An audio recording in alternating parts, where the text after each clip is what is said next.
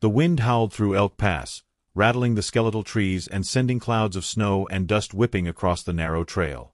The lone cowboy pushed his weary horse forward, muscles straining as the animal stumbled through the uneven ground. He had been following a straggling herd for days, hoping to make a modest profit on hides and cattle, but luck had abandoned him somewhere beyond the ridge. Now, as twilight draped the mountains in bruised purples and shadowed blues, he realized that he was hopelessly exposed. A low, guttural growl split the air, sharp and urgent, and he froze mid-step. Another growl answered it, and then a chorus. A pack of wolves, eyes gleaming like shards of moonlight, came into view, slinking through the brush. Their hunger was evident, the way they circled, careful but unrelenting. His hand moved instinctively to the Colt at his hip, but he knew the six-shooter offered little against more than one or two, and even then only if his aim was true. The horse whinnied, sensing the danger, and spurred forward, but it was too late. The lead wolf lunged, jaws snapping, and the animal bucked wildly, throwing him to the ground. Pain shot up his shoulder as he hit the earth, breath leaving him in a rush, and the sound of teeth tearing at the snow filled his ears. He scrambled to his feet, heart hammering, but the wolves pressed closer, their growls vibrating through the frozen ground. Then, like a sudden blaze in the winter gloom, she appeared. The Redhead was a force of nature. Towering, broad-shouldered, her hair a cascade of fire against the gray sky, she rode a massive gelding that seemed carved from the mountains themselves. The animal's hooves struck sparks from the frozen dirt, muscles coiled like springs, eyes fierce and watchful. She didn't hesitate, didn't call out, didn't blink. With a roar that rivaled the pack, she charged. The wolves hesitated for the first time, confusion flickering in their amber eyes. The gelding's powerful stride closed the distance in seconds, and she swung a thick rope, cracking it over the lead wolf's head. The pack scattered at the noise, snapping back into the shadows, leaving the cowboy panting and half-frozen in the snow. By the time she reined in, sliding to a stop before him, the wind had died down just enough to carry the sound of her voice. "Are you hurt?" she demanded, eyes like molten amber, scanning him for broken bones or worse. She dismounted with the grace of someone who had done this hundreds of times, boots crunching in the snow. Her coat was worn, patched, but she moved with an authority that made the cowboy's pulse stutter. I think I'm all right," he stammered, still trying to catch his breath. "Thanks to you." She offered no smile, only a sharp nod. "You're lucky. Wolves don't usually give second chances." She paused, then added more softly, "You're lucky I'm used to dealing with them." He struggled to find words, but before he could, she hoisted him onto the gelding with a strength that made his jaw ache. "Hold tight," she instructed. "We're heading to my place. It's safe there for now." The ride was a blur of snow and wind. He held on to the saddle horn, chest pressed against the hard flank of the gelding, feeling the raw power beneath him. She rode like the mountains themselves had taught her, unyielding, steady, impossible to ignore. The path wound through timber and rocky outcrops, the world reduced to the immediate, the icy bite of the air, the distant howl of the pack she had chased away, and the heat radiating from her horse. By the time the timber cabin came into view, nestled against the slope of a craggy hill, twilight had thickened into night. Smoke curled lazily from the chimney, promising warmth and safety. The cowboy slid off the horse, knees shaking, and she led him inside. The cabin was small but solid, built with heavy beams and a rough-hewn simplicity that spoke of years spent alone in the mountains. A lantern cast a golden glow across the room, illuminating shelves lined with tools, jars of preserved food, and a rifle leaning in the corner. "Sit," she commanded softly, and he obeyed, collapsing into a wooden chair. She moved to the hearth, lighting the fire with practiced ease. The flames leapt to life, painting the room in flickering gold and crimson. The warmth was immediate, seeping into his chilled bones. He looked up at her as she removed her gloves and hung her coat by the door. She was a striking figure even without the snow-streaked fury of the mountains behind her. Broad-shouldered, with strong arms, yet her face carried a beauty that was raw, unrefined, unforgettable. "I'm Mara," she said finally, as if that explained everything. "Mara Calloway. And you are?" Jed Harper." He managed a weak smile. And I owe you my life, Mara. She shook her head. Don't owe me nothing. You'd do the same for me if it were reversed. Well, maybe not the same way, but enough to survive. Her voice softened slightly, the hard edge giving way to something more human, more tender. She fetched a blanket and draped it around his shoulders, the scent of pine and smoke filling his senses.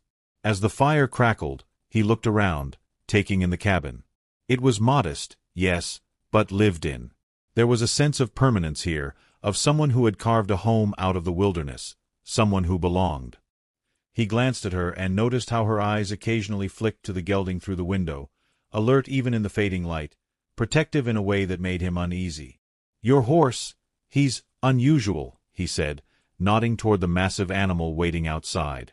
Duke. Mara's expression softened, and she gave a faint smile, rare and fleeting. He's got a mind of his own. Knows when something, or someone, needs protecting. I think he likes you. Jed laughed weakly. I hope so. I could use the protection after today. Mara settled into a chair opposite him, hands resting on her knees. You're lucky you survived the pass, she said quietly, eyes reflecting the firelight. Not everyone does. The wolves, they don't forgive. But you held on long enough. They fell into an easy rhythm after that, the quiet of the cabin broken only by the occasional snap of the fire or the low growl of the gelding outside. Jed told her of his travels, of the endless trail and the small victories and losses along the way. Mara listened, sometimes asking questions, sometimes just watching, as if storing every word in some hidden corner of her memory. Then she began to speak, slowly, carefully, revealing snippets of her own life. Her husband, gone now many years, and the solitude that had become her constant companion. Nights passed like this, lanterns casting pools of amber light on the walls. They spoke of the mountains, of storms, of the unforgiving land, and sometimes of dreams long buried. Jed found himself drawn to her, not just to the fierce beauty, but to the quiet grief she carried, the strength she had forged from loss. Mara, in turn, noticed how he listened, truly listened, the way he seemed to understand without needing everything spelled out. Duke, the gelding, would sometimes nudge Jed with his nose or stomp impatiently if he lingered too close to the fire, and Jed began to see the subtle signs of the animal's protective instincts. Mara would watch with a faint smile, seeing what she had suspected for a long time, that perhaps Jed Harper was someone who could reach into the quiet places of her heart and ease the weight she carried. The fire burned low, shadows dancing across the walls. Outside, the wind whispered through the pass, but inside, the cabin felt like a haven, a world apart from the danger that had nearly claimed him. In that warm glow, Jed Harper and Mara Calloway discovered the slow beginnings of something neither had expected. A tentative trust, a fragile connection, and the quiet promise that even in the harshest mountains, hearts could still find each other. And in the flickering firelight, the firelight widow of Elk Pass looked at the cowboy who had stumbled into her life and wondered, perhaps for the first time in years, if healing was finally possible. The next morning, the mountains were sharp and glittering under a pale winter sun. Snow had fallen overnight, frosting the pines in glittering white and blanketing Elk Pass in a pristine quiet.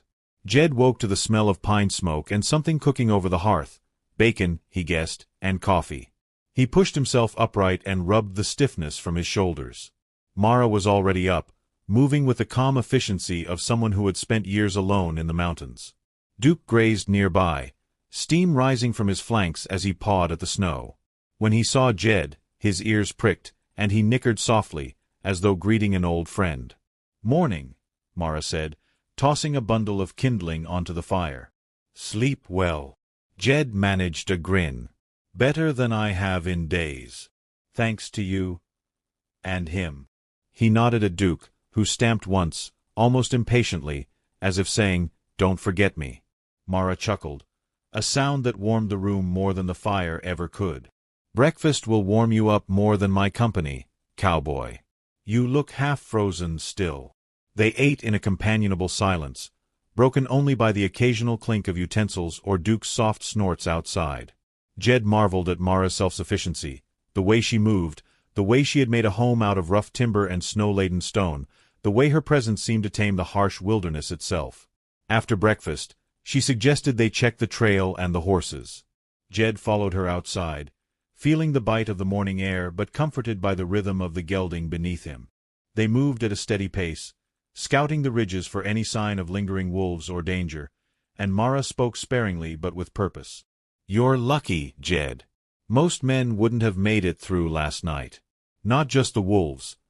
The pass itself can kill a man if he's not careful." Her eyes scanned the ridge, sharp as a hawk's.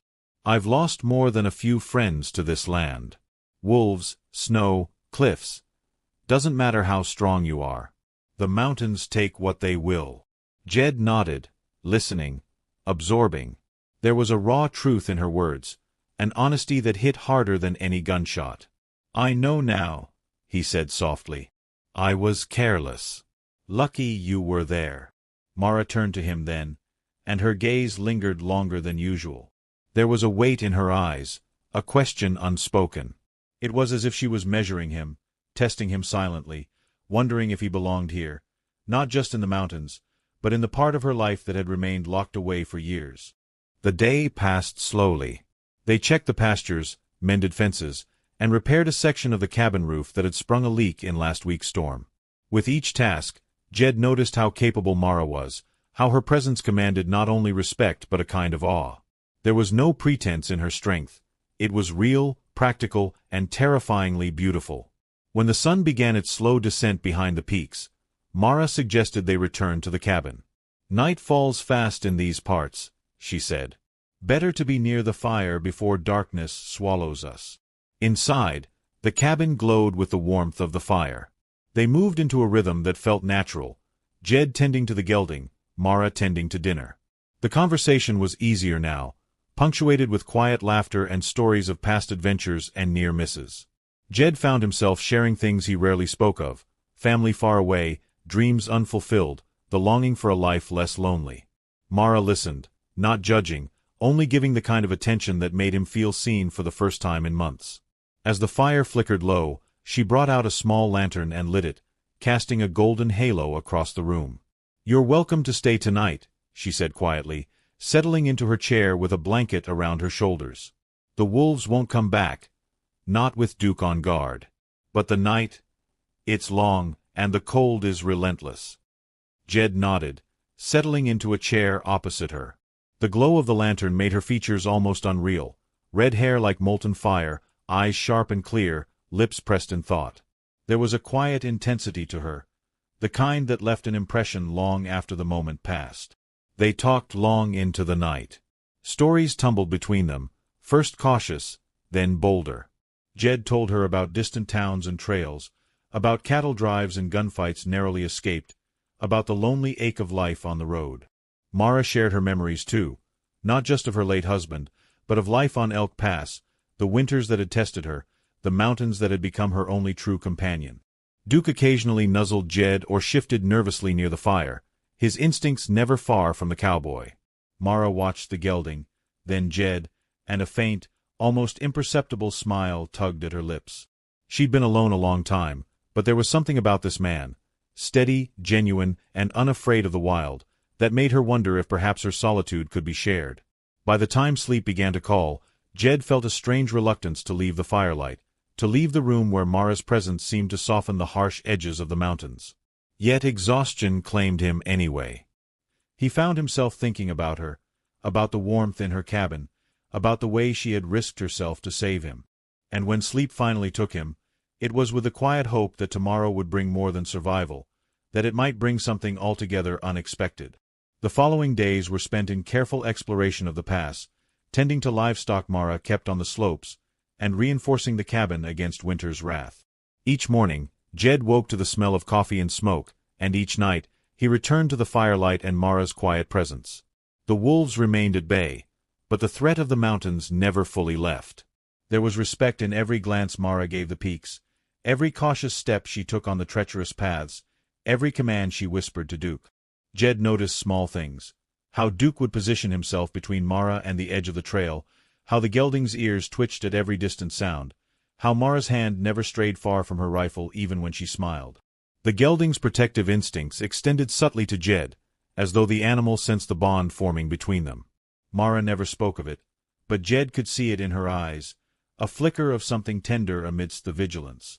One evening, the wind was particularly fierce, rattling the cabin and sending the lantern flames dancing across the walls.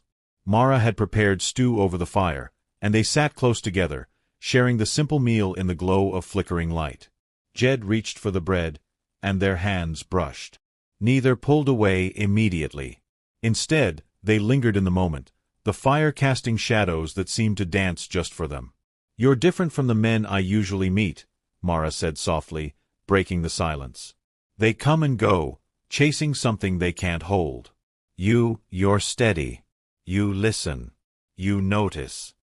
Her gaze met his, and for the first time, the layers of grief she had carried seemed to soften, just enough to let a spark of trust through. Jed swallowed, uncertain how to answer, but the warmth in his chest was unmistakable. "I'm not used to this either," he admitted. "Being here.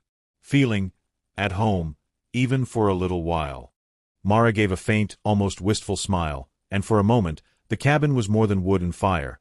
It was a haven, a fragile world where two people, wounded and weary, could find something worth holding on to.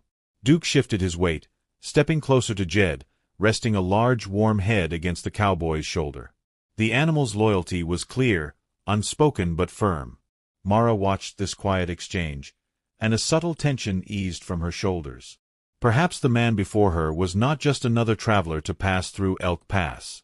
Perhaps he was someone who could walk beside her, through snow, storms, and grief alike.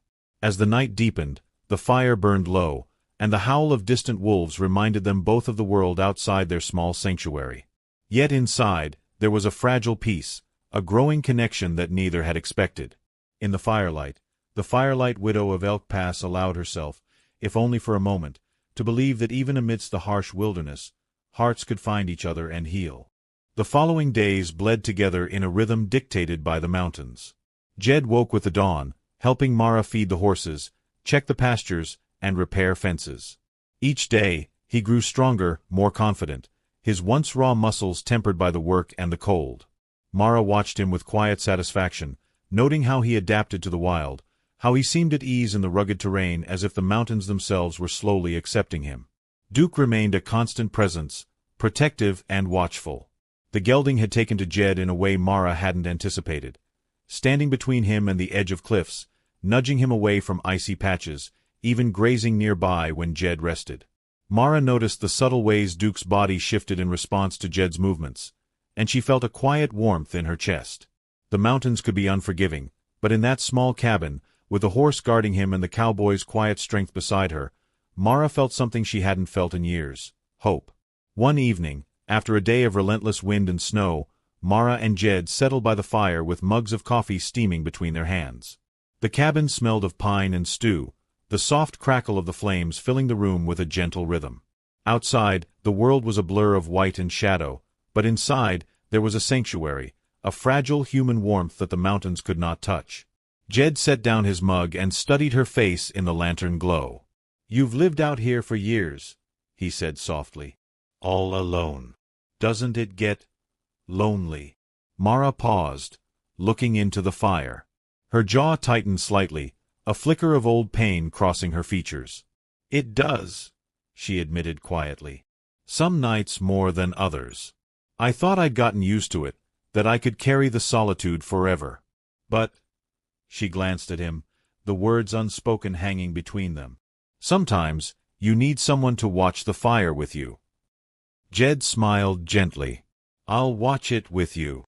Her lips quirked upward, faint but genuine. She reached for his hand, tentative at first, then with more certainty. He grasped it, the warmth of their touch spreading through the room, searing the cold away. Duke shifted in the corner, low nicker rumbling in his throat, as if approving the quiet bond forming between them. Mara met Jed's gaze, and in the flickering firelight, the old grief she had carried for so long seemed to ease, even if only slightly. Night after night, they told stories by the lantern glow, tales of far-off towns, mountain legends, and misadventures on trails both treacherous and beautiful.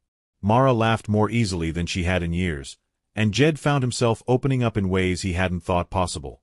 There was no rush, no expectation, only the slow, steady building of trust, respect, and something warmer, affection. One evening, as snow fell silently outside, Mara's eyes drifted toward Duke, who stood at the cabin door, ears twitching at distant sounds. "He's protective," she said, a shadow of a smile playing on her lips. "Always has been. Never lets anyone get too close if he doesn't trust them." Jed nodded, understanding. "I can see that. He's smart, loyal, just like you." Her eyes softened, a warmth spreading through them. "I've had to be strong out here," she said, voice barely above a whisper. "Strong for the land, for the animals, for myself. But sometimes even I need someone I can trust. Someone who can walk beside me without fear." Jed leaned closer, feeling the truth in her words, the vulnerability she rarely let show. "I can be that man," he said gently. "If you'll let me." Mara studied him, and for the first time in years, she allowed herself to hope. The mountains were still wild, the pass still dangerous, but the firelight in her cabin felt warmer than ever, and Jed Harper had become more than a visitor. He had become a part of her world. Days turned into weeks, and their bond deepened. Mara and Jed worked side by side, facing snowstorms, mending fences, and navigating the perilous passes together. Duke remained a steadfast guardian, his loyalty to both of them unwavering. And at night, by the fire, they shared stories, laughter, and quiet moments of intimacy that spoke more than words ever could. One late afternoon, the sun breaking through heavy clouds cast a golden glow across Elk Pass. Jed and Mara rode out to check the far pastures, Duke carrying them steadily over snow-laden ground. The mountains stretched before them, vast and formidable, yet something in their shared glance spoke of a bond stronger than any cliff, any storm, any wolf. At the far edge of the ridge, Mara reined Duke to a stop, letting the horse sniff the air. She turned to Jed, eyes bright, hair catching the light like fire. "You've done more than survive, Jed," she said softly. "You've come here, faced the pass, and stayed. Not just for the danger, but for me. That matters more than you know." Jed reached for her hand, steadying her as the wind tugged at their coats. "I'm not going anywhere," he said. "Not now, not ever. You don't have to carry this alone anymore." Duke shifted under them, nuzzling Jed's shoulder with a soft wuffle, as if affirming the unspoken promise. Mara laughed, a light, genuine sound that seemed to echo across the ridges, and for the first time in years, her heart felt unburdened. That evening, back in the cabin, they sat together by the fire, the lantern casting shadows that danced across the walls. They spoke less now, letting the warmth, the companionship, and the quiet understanding fill the room. Mara rested her head against Jed's shoulder, and Duke lay at their feet, a silent sentinel in the glow of the firelight. Outside, the wind howled across Elk Pass, carrying with it the howl of distant wolves. But inside, the cabin was a sanctuary. Mara, the firelight widow of Elk Pass, and Jed Harper, the lone cowboy, had found more than safety from the wild. They had found each other. In the weeks and months that followed, the mountains continued to test them. Storms raged, passes became treacherous, and wild animals prowled the edges of their lives. Yet through it all, Mara and Jed faced each challenge side by side, their bond growing stronger with each hardship. Duke remained a steadfast companion, protective and vigilant, but also gentle when comfort was needed. And at night, by the firelight, they shared the quiet intimacy of two hearts healing together. Mara spoke of her late husband less and less, the grief still present but no longer consuming her. Jed spoke of his travels and dreams, the loneliness he had carried slowly melting away in the warmth of her presence. One winter night, as snow blanketed Elk Pass in a thick, shimmering layer, Mara and Jed stood outside the cabin, Duke at their side, watching the northern lights dance across the sky. The mountains stretched endlessly around them, formidable and eternal, yet in that moment, they felt nothing but peace. Mara leaned into Jed, her fiery hair catching the shimmering light, and whispered, "I never thought I'd feel this again. Safe, happy, whole." Jed wrapped his arm around her, pulling her close, feeling the steady warmth of her body against his.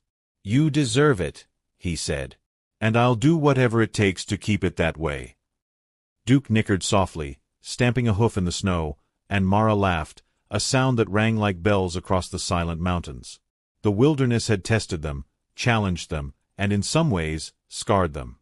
But it had also brought them together, forged in the harshness of the pass and tempered in the quiet moments by the fire. The firelight widow of Elk Pass was no longer alone. And the lone cowboy who had stumbled into her life had found something he had been searching for far longer than he realized. A home, a companion, and the quiet promise of love amidst the wild, unforgiving mountains. In the glow of the firelight, the three, Mara, Jed, and Duke, sat together, a small family against the vast wilderness, bound by trust, courage, and the slow, steady warmth of hearts healing together. Outside, the world was still wild and unpredictable. But inside, in that timber cabin at Elk Pass, there was peace, there was hope, and there was a love that would endure through every storm to come.